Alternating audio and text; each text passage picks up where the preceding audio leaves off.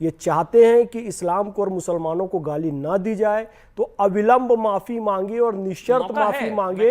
बिल्कुल वो बिल्कुल जाहिर करें बिल्कुल। कि ये शब्द आतंकवादी मैंने गलत बोला, कांवड़ियों के लिए आप बोलिए उपद्रव, शब्द। आप बोलिए उपद्रव उन्होंने किया, हिंसा उन्होंने की, आप ये सब कह सकते हैं, मैं बोलूंगा बिल्कुल ठीक बात है, वो उपद्रव गलत है कांवड़ यात्रा में। लेकिन मौलाना साजिद रशीदी, आपका बयान इतना खतरनाक है, इतना खतरनाक है, आतंकवादी कह देना।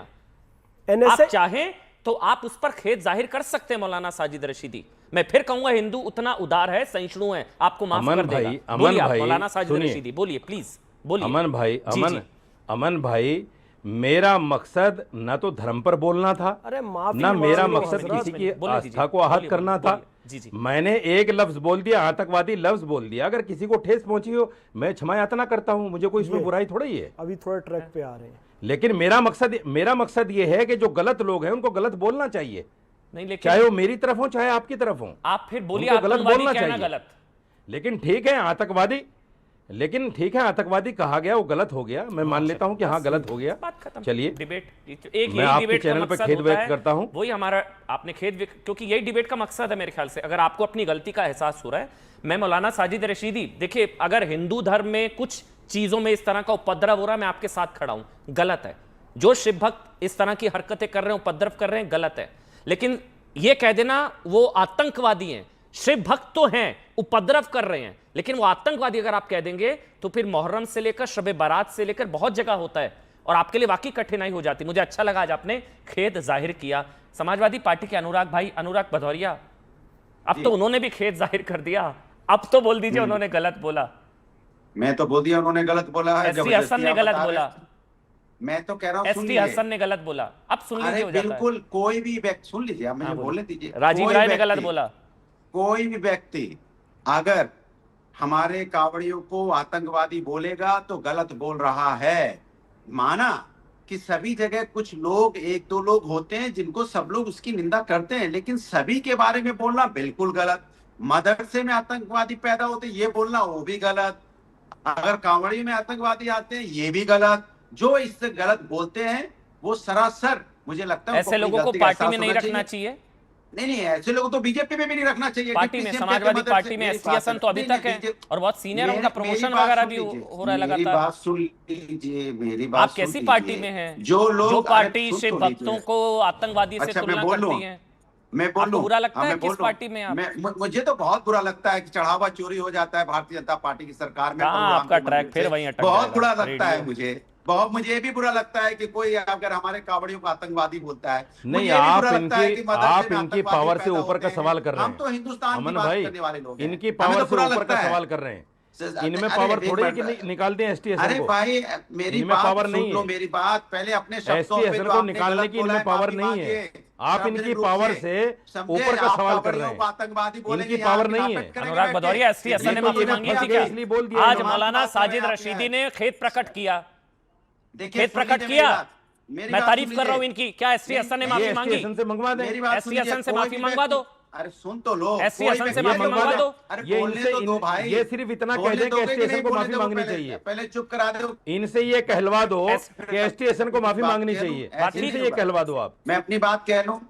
अच्छा मैं अपनी बात कह दूं या बताओ? देखो मैं सिर्फ आपसे सवाल का जवाब दे रहा हूं। नहीं मौलाना साजिद रशीदी ठीक सवाल पूछ रहे हैं प्रभु। आप अरे तो जवाब आप ये कह दो कि एसटी हसन को माफी मांगनी चाहिए, आप यही बोल हमारे यहाँ पे, हमारे पार्टी में, एक मिनट सुनिए, एक मिनट, हमारे पार्टी में समाजवादी पार्टी के राष्ट्रीय अध्यक्ष, समाजवादी पार्टी का ऑफिसर हैंडल से जो बात कही जाती है वो इस पार्टी की बात होती है। तो ऑफिशियली तो विरोध नहीं किया गया रशीदी जी के बयान का? गलत कह रहा है। ऑफिशियली विरोध नहीं दर्ज करा गया रशीदी जी के बयान का ऑफिशियली, तो फिर मैं आपकी भी बात को क्यों मानूं? अरे किसकी बात को तुम सुन रहे हो यार?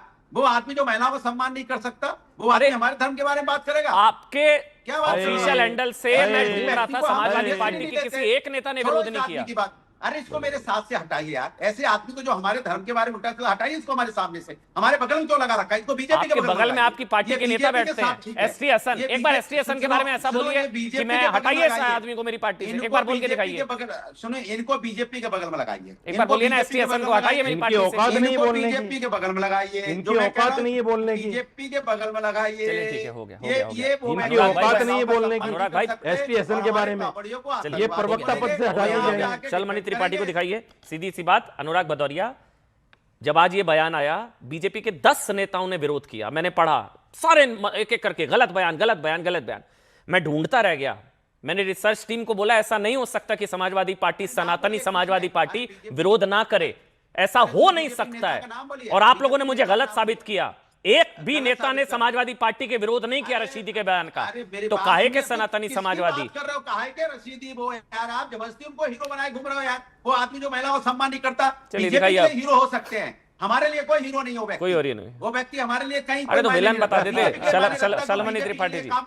शलभ भाई, बीजेपी के लिए नहीं, बीजेपी के लिए नफरत की बातें करता होगा, हमारे लिए कोई काम नहीं करता हो व्यक्ति। शलमनी हो गया होगा, ऑडियो बंद कर दीजिए भाई। शलमनी त्रिपाठी, एक एक करके बोलेंगे। शलमनी त्रिपाठी बोलिए। अमन भाई, मुझे तो एक सवाल ये भी ना, वैसे कई लोगों से मैं कभी कभी बात करता हूं, मुझे लगता है कि जैसे कई लोगों ने कहा कि ये जो कावड़ लेकर जा रहे हैं वो भी तो जेंजी हैं। बिल्कुल है, वो जेंजी है भाई, वो भी जेंजी है। जरूरी नहीं जो पत्थर चला रहा है जंतर मंतर पर वही जेंजी है, जो पत्थर चलाएगा वही जेंजी है। जो कावड़ यात्रा में जा रहे हैं वो भी जेंजी है भाई। नहीं, बिल्कुल है। आप देखिए नेपाल के भीतर किस प्रकार के हालात हो रखे हैं अमन भाई। वहां के जेंजी ने आवाज उठा दी है।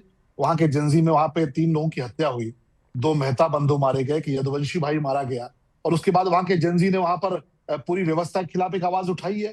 तो जेंजी को भी पता है क्या सही है क्या गलत है।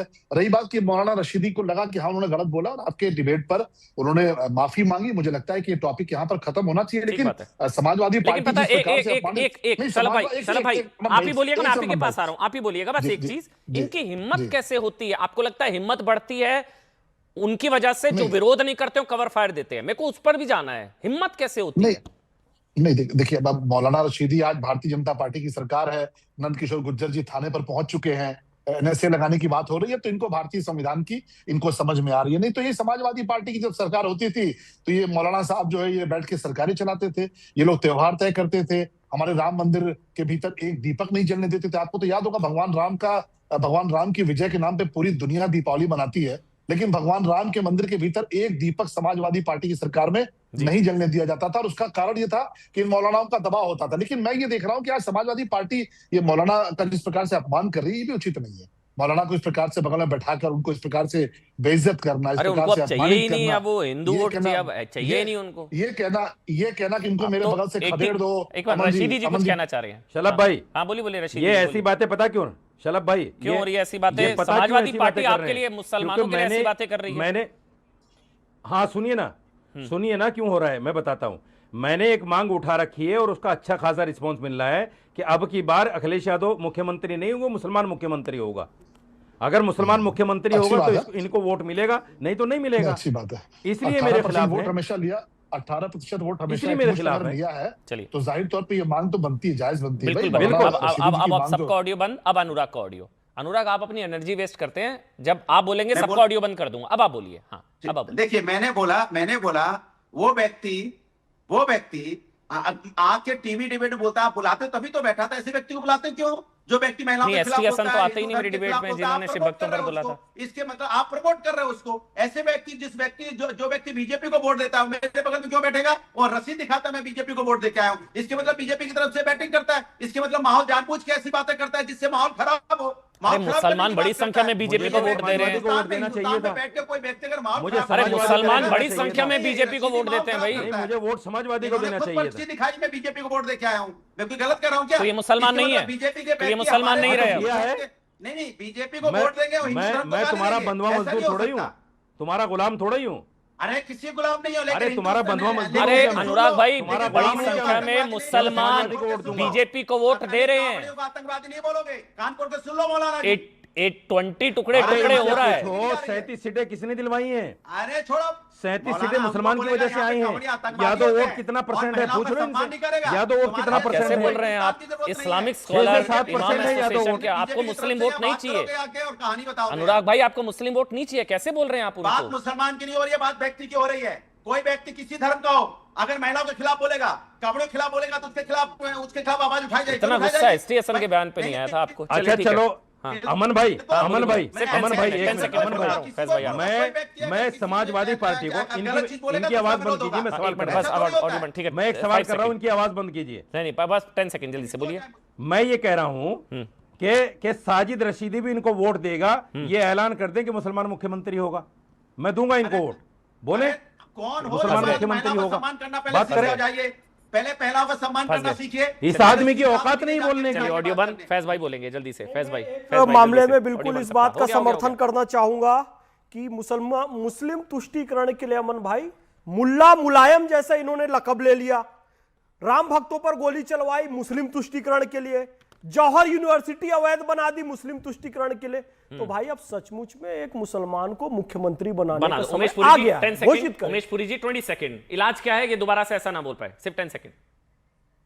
देखिए, इलाज केवल इतना है, इस देश का सनातन इनका प्रतिकार करे, ठीक है। ये हमारे विरुद्ध जो भी उसका विरोध करे।